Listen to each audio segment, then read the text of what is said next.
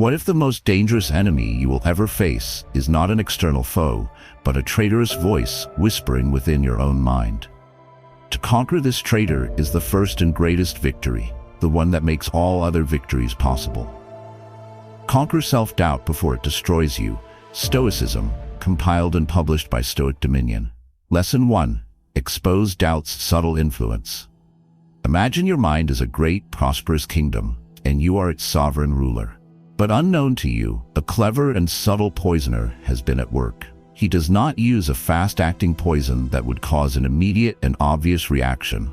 Instead, he adds a single, colorless, odorless drop of a slow-acting poison to your well every single day.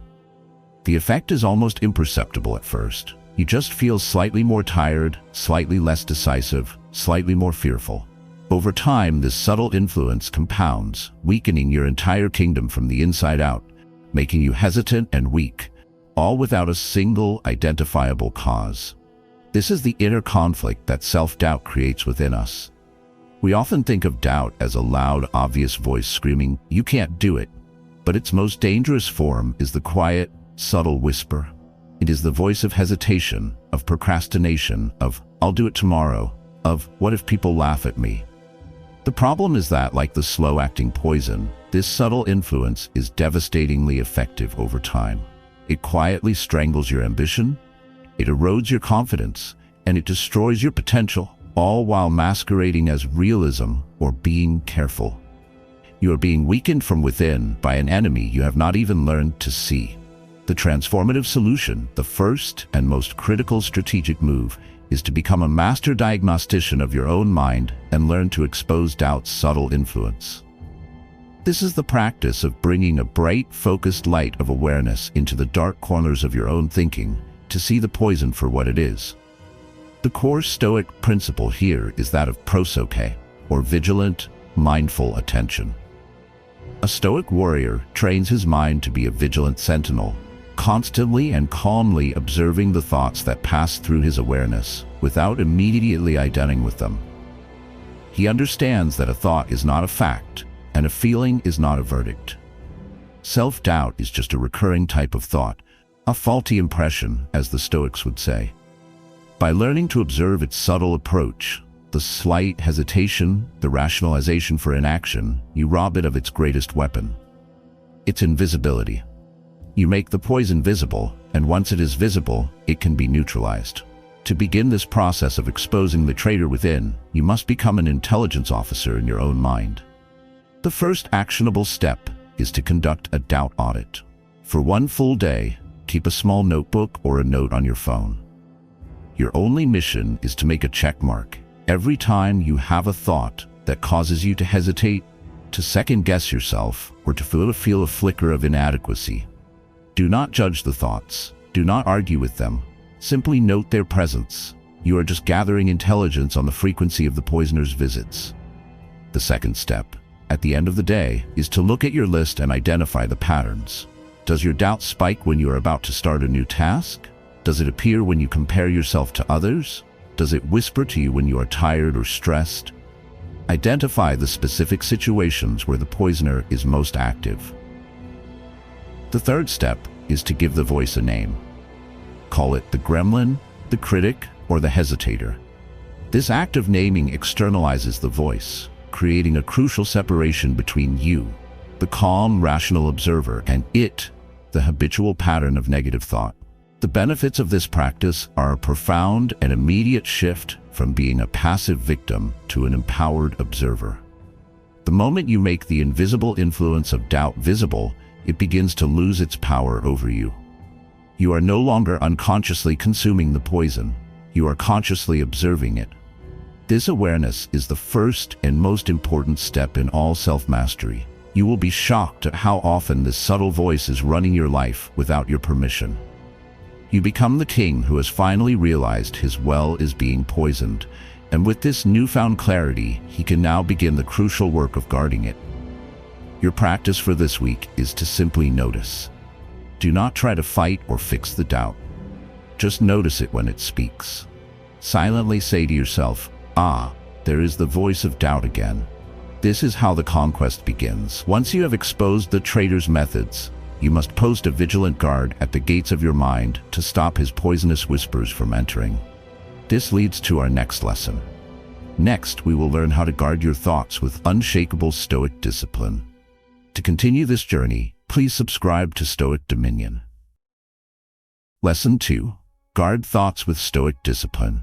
Imagine you are the guardian of a sacred and peaceful temple, your mind. At the entrance to this temple, there is a single great gate. Throughout the day, a long line of visitors, your thoughts, arrive at this gate seeking entry. Some of these thoughts are wise, virtuous, and productive, but many of them are liars, thieves, and fearmongers, disguised as reasonable concerns. The voice of self-doubt is the most persistent and convincing of these unwelcome visitors. The inner conflict is that the untrained guardian, the undisciplined mind, leaves the gate wide open. He allows every thought, especially the loud and fearful ones, to rush into the temple, to vandalize the sacred space, and to disturb the peace. The problem is that a temple with no guard at the gate is not a sanctuary. It is a public marketplace, a chaotic and noisy place. By allowing every doubtful and negative thought to enter and take up residence in your mind, you are surrendering your own inner peace. You are allowing the enemy to walk right through your front door and set up camp in your throne room. This lack of mental discipline is why self-doubt, which starts as a single thought, can quickly become a full-blown occupation of your entire mind. The second iron rule is to become the disciplined, Stoic guardian of your own temple and to learn to guard your thoughts with Stoic discipline. This is the practice of standing firmly at the gate of your awareness and consciously choosing which thoughts you will allow to enter and which you will calmly turn away. The core Stoic principle here is the discipline of assent. Epictetus taught that our power lies not in controlling what thoughts appear at the gate, for they often arise unbidden, but in our choice of whether or not to assent to them, to agree with them, to believe them. The thought, "You are not good enough for this," may appear at your gate.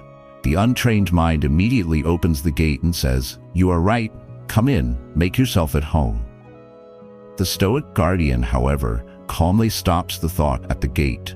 He examines its credentials. He asks, "Is this thought true? Is it helpful? Is it in alignment with my principles?" Finding that it is a liar and a thief of his peace, he calmly refuses it entry. He does not need to fight it. He simply does not open the gate. To become this vigilant guardian, you must train your discernment and your will. The first actionable step is to practice the pause and examine technique. When you notice a self-doubting thought appear, you must train the automatic reflex to pause before you believe it. In that pause, you must challenge the thought as a lawyer would cross-examine a witness. Ask it, "Where is your evidence? What facts support this claim?" You will often find that the thought has no evidence. It is built entirely on emotion and past conditioning. The second step is to have a rational counterstatement prepared. You must have a strong, truthful thought ready to deploy. When the thought, "I might fail," appears, you must have the counterstatement. Every attempt is a lesson, regardless of the outcome, ready to meet it at the gate. The third step is to practice mindful detachment. Visualize your doubtful thoughts as clouds passing through the vast, blue sky of your mind. You are the sky, not the clouds. You can simply watch them drift by without getting caught in their storm. The benefits of guarding your thoughts are a profound sense of mental sovereignty and peace. You will stop the invasion of negative thoughts before it can begin. The inner temple of your mind will become a quiet, sacred, and productive space because you are in complete control of who and what is allowed to enter.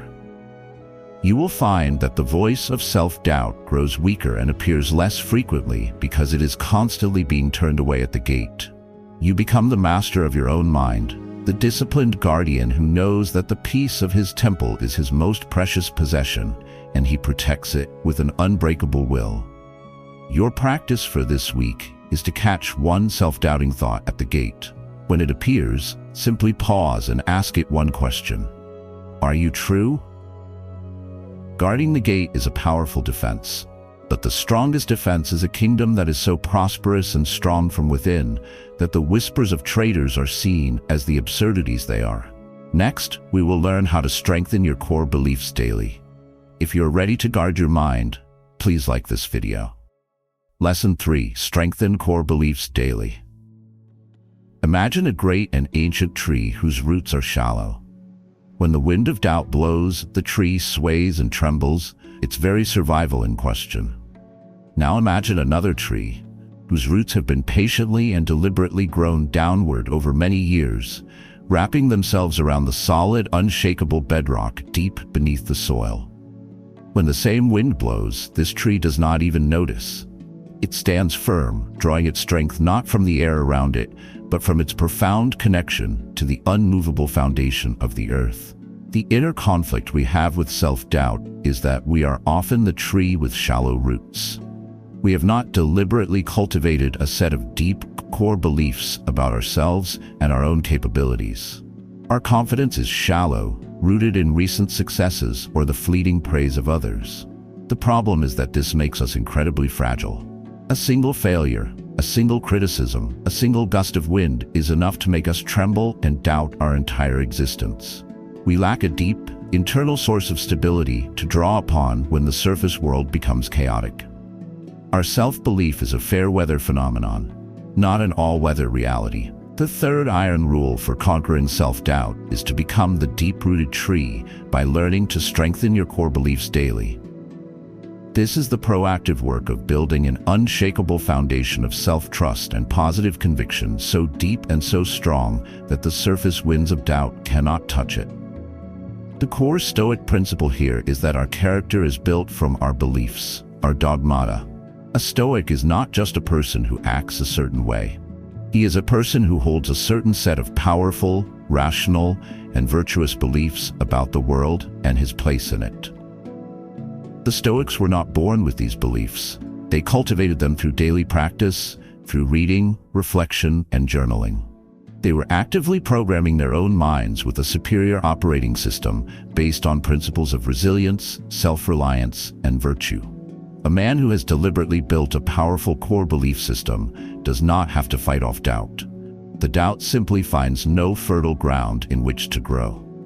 To begin this process of growing deep roots, you must become the patient gardener of your own mind. The first actionable step is to define your keystone beliefs. These are the 3 to 5 powerful, positive beliefs you want to install as the foundation of your new self. For example, I am a person who always learns and grows from my mistakes. My value is determined by my character, not by external outcomes. I have the inner resources to handle any challenge that comes my way. Write these down. These are the seeds for your new roots. The second step is to water these seeds with daily evidence.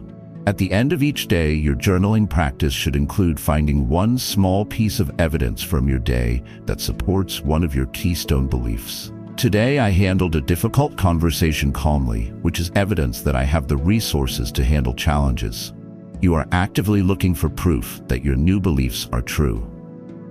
The third step is to immerse yourself in supportive wisdom. Read the biographies of resilient people. Read the works of the Stoics. Listen to teachers who reinforce these strong beliefs.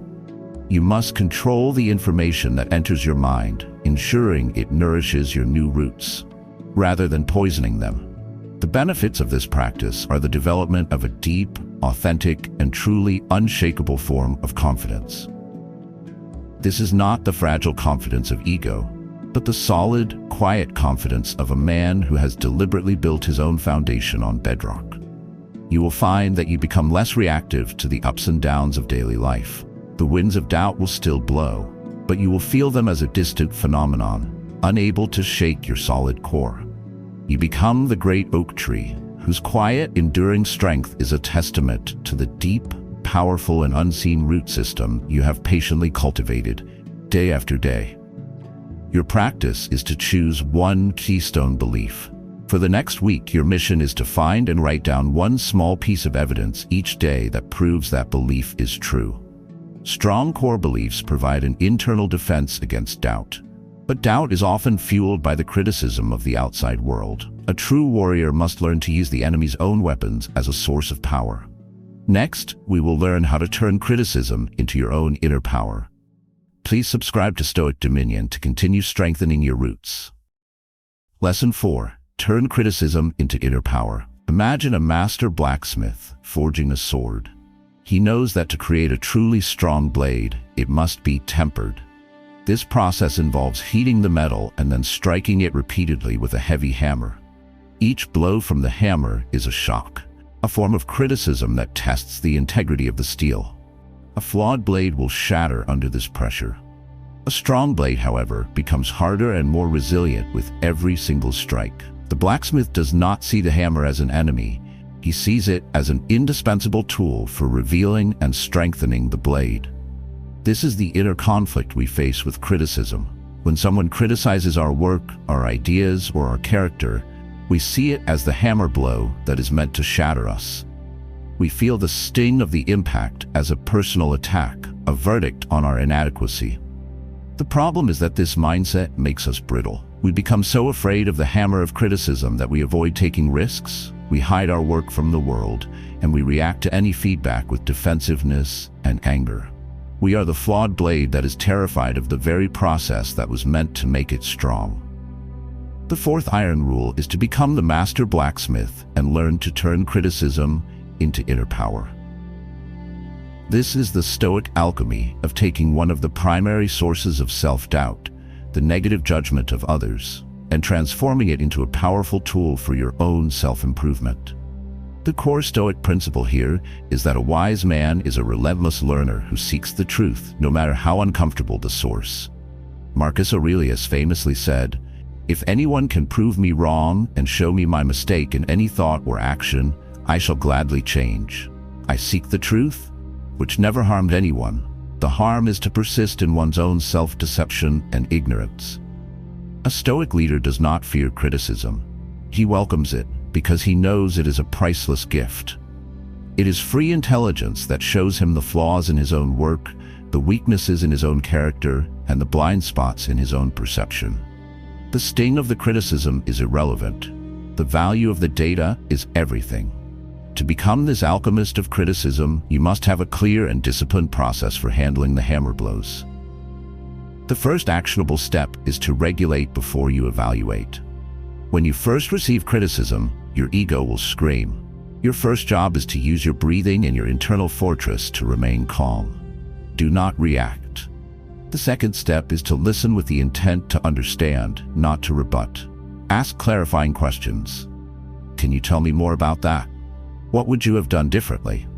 Your goal is to extract every ounce of useful data from the other person, even if their delivery is poor. The third step is to perform a post-mortem in private. In your journal, analyze the criticism objectively. Separate the emotional delivery from the core message. Ask, what part of this is true? What is the single most valuable lesson I can take from this feedback? Find the gold, no matter how small the nugget. The benefits of this practice are that you will begin to grow and improve at a rate that will astound you. You will no longer be held back by the fear of negative feedback. You will develop a reputation for being a secure, confident, and wise individual who is a pleasure to collaborate with because you are not defensive. You will transform your critics from enemies who tear you down into unwitting mentors who build you up. You become the master blacksmith who is not afraid of the fire or the hammer, because he knows that these are the tools he will use to forge a character of unbreakable, tempered steel. Your practice for this week is to actively seek out one piece of constructive criticism. Ask a trusted colleague or a mentor, what is one thing I'd be doing better? Listen to the answer with the sole intent of learning. When you can turn even criticism into strength, you are ready to build the ultimate defense, a conscious shield of confidence. Next, we will learn how to create your own Stoic confidence shield. To continue forging your character, please like this video. Lesson 5. Create a Stoic confidence shield. Imagine a Roman legionary preparing for battle. He is a trained and courageous warrior, but his courage alone is not enough. His primary defense, the tool that allows him to stand firm in the face of a terrifying hail of arrows, is his great shield, his scutum. This shield is not something he finds on the battlefield. It is something he has meticulously built and maintained in the camp. It is designed to deflect blows and to lock together with the shields of his comrades, creating an unbreakable wall. This is the inner conflict we face against the relentless arrows of self-doubt. We may have moments of courage, but we often go into the battles of life without a shield. We are emotionally exposed. The problem is that without a deliberately constructed defense, our inner state is vulnerable to every stray arrow, a critical comment, a social comparison, a memory of a past failure. These small impacts accumulate, wounding our confidence and making us hesitant and fearful. We are the brave but foolish warrior who has charged into battle without his shield, destined to be overwhelmed by 1,000 small wounds. The fifth iron rule is to become the master shieldsmith and to create a stoic confidence shield. This is the proactive and deliberate practice of building a powerful, rational, and positive mindset that will automatically deflect the arrows of self-doubt. The core Stoic idea here is that a good life is not a matter of chance, but of design. A Stoic does not hope for a confident mindset, he builds one. This shield is not built from blind optimism or empty affirmations. It is constructed from the hard, solid materials of reason, evidence, and a deep understanding of Stoic principles. It is a system of beliefs that you deliberately install in your own mind to act as your default programming. When the arrow of a doubtful thought flies toward you, this shield deflects it automatically, often before you are even consciously aware of the threat.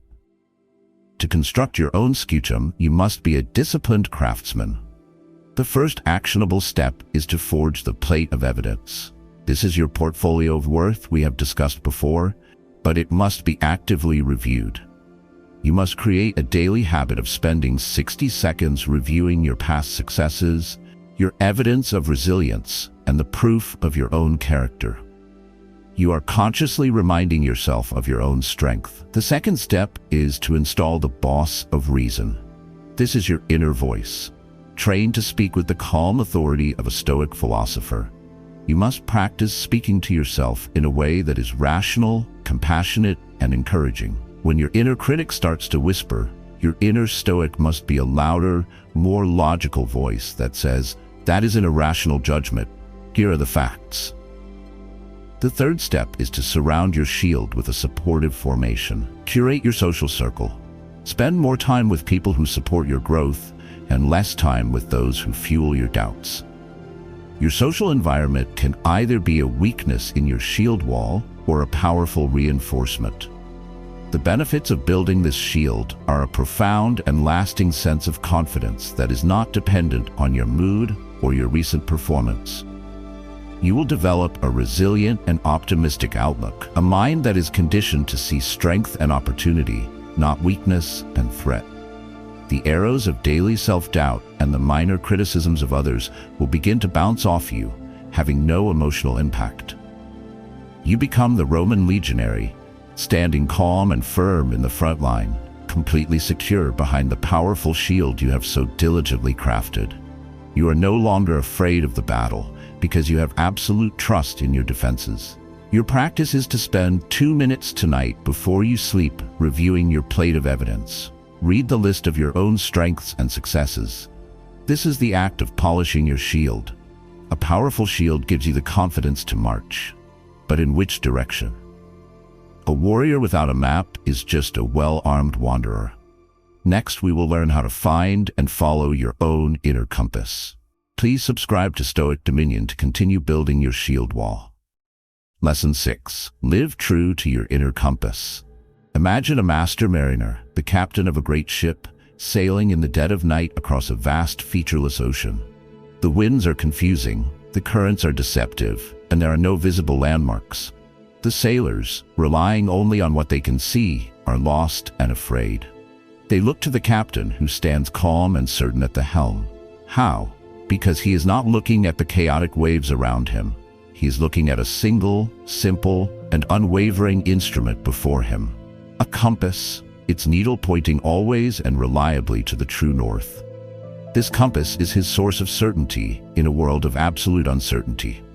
It is his connection to an unseen but fundamental law of nature.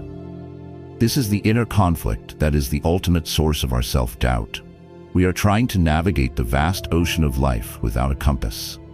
We look for direction from the chaotic waves of other people's opinions, from the shifting winds of social trends, from the deceptive currents of our own fleeting emotions.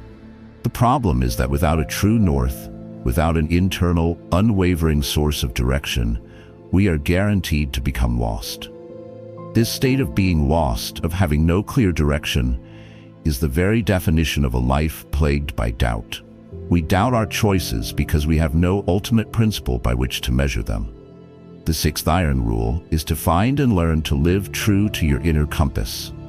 This is the practice of defining your own ultimate purpose, your own true north, and then using that purpose as the sole guiding instrument for all of your life's decisions. The core Stoic principle here is that of the telos, the ultimate aim or purpose of one's life. For the Stoics, this was to live a life of virtue, to live in accordance with reason and nature. This purpose was their compass. A leader, a warrior of the mind, must have his own. It is a clear, written, and deeply felt understanding of the person he is committed to becoming and the impact he is committed to having on the world. When you have this inner compass, the fog of doubt dissolves. You are no longer confused by the thousand conflicting opinions of the world. In any situation, you simply need to look at your compass and ask, which direction leads me closer to my true north? The answer provides instant and unshakable clarity. To find and use your compass, you must be a dedicated navigator. The first actionable step is to define your true north. This is your life's purpose, distilled into a single powerful sentence. It is not a goal, it is a direction. For example, my purpose is to build things of value and to empower others. Or, my purpose is to live with courage and integrity and to be a source of strength for my family. This statement must resonate with your deepest self. Write it down. This is your compass. The second step is to consult your compass daily. Read your purpose statement every single morning. This calibrates your mind and orients you for the day ahead. The third step is to use your compass to make decisions. When you are faced with a difficult choice, put the options to the compass test. Which choice is a more authentic expression of your purpose? Which path will move your ship 1 degree closer to your true north? Let your purpose be your ultimate tiebreaker. The benefits of living by your inner compass are a profound sense of direction, meaning, and unwavering certainty. You will be liberated from the paralysis of indecision and the anxiety of a life without a clear path. You will find that it is much easier to say no to distractions and to endure hardships, because you will see them in the context of your grander voyage. You become the master mariner, calm and confident in the darkest night, because while others are lost in the chaos of the immediate waves, your eyes are fixed on the constant, unchanging light of your own guiding star. Your practice is to take 15 minutes this week to write the first draft of your purpose statement. What is your true north? A leader with an inner compass knows his direction. But knowing is not enough. The final and greatest battle against doubt is won not in the mind, but in the world of action. In our final lesson, we will explore the ultimate antidote to doubt. To complete this journey, please like and share this video. Lesson 7. Crush doubt through bold action. Imagine an army camped outside a formidable enemy fortress. The soldiers sit around their fires, their minds consumed by doubt. The walls are too high, they whisper. Their army is too strong. What if we fail? They can spend weeks in this state of debate, analysis, and fear, their doubt growing stronger with every passing hour of inaction. Now imagine a decisive general who, after making a rational plan, gives a single powerful command: advance. The moment the army begins to move, the moment the first arrow is fired, the entire psychology changes. The time for doubt is over. The soldiers are no longer consumed by hypothetical fears. They are completely engaged in the immediate, physical reality of the task at hand. The forward motion crushes the hesitant whispers of doubt. This is the ultimate inner conflict we face. We can do all the mental preparation, we can strengthen our beliefs and guard our thoughts, but we can still find ourselves trapped in the camp, paralyzed by the last vestiges of doubt. The problem is that doubt cannot be defeated by thought alone.